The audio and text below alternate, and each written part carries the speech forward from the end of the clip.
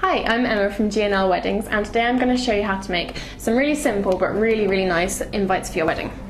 So all I've got here is some card and a matching sized envelope that I've just bought from a local stationer's, the paper part of my invite, which I've printed out myself, and just some embellishments, a bit of ribbon, and I'm just going to show you how to put it all together.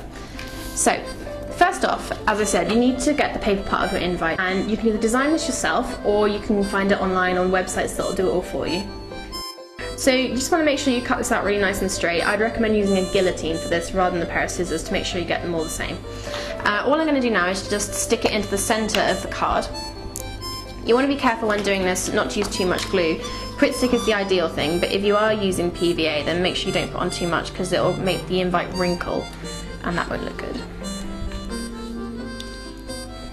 So you're just going to stick this onto a card. You can use any kind of card or paper for this. Card's best, and you can use any patterned or coloured type, but you should probably try and match it to the colour scheme of your wedding, as that will look the most effective.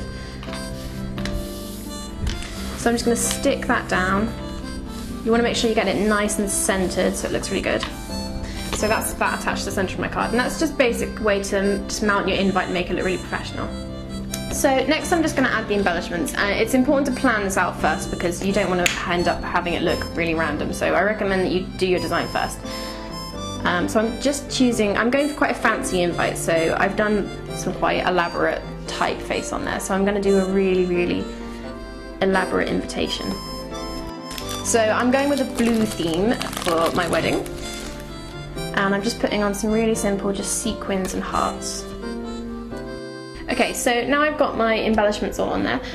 What I've done is I've just made an RSVP card, which is, I've made in exactly the same way, cut out a piece of card so it's the same width as the invitation.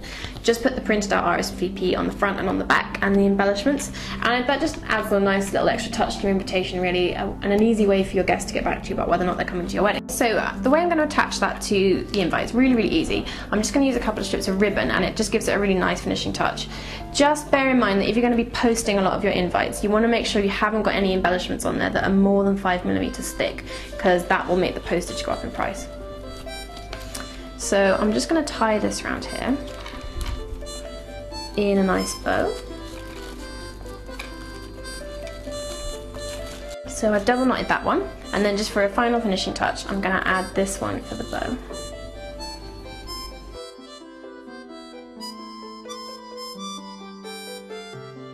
So that's it. That's just a really simple way of making yourself a really nice looking invitation. Bear in mind, if you're going to be sending out quite a lot of these, you don't want to make them too over elaborate, but I think that's just a really nice way of doing it. So that's it, all ready to go in your envelope and to send out to your guests. If you want more ideas, please look at our other how-tos and tell us what you thought on Facebook and Twitter.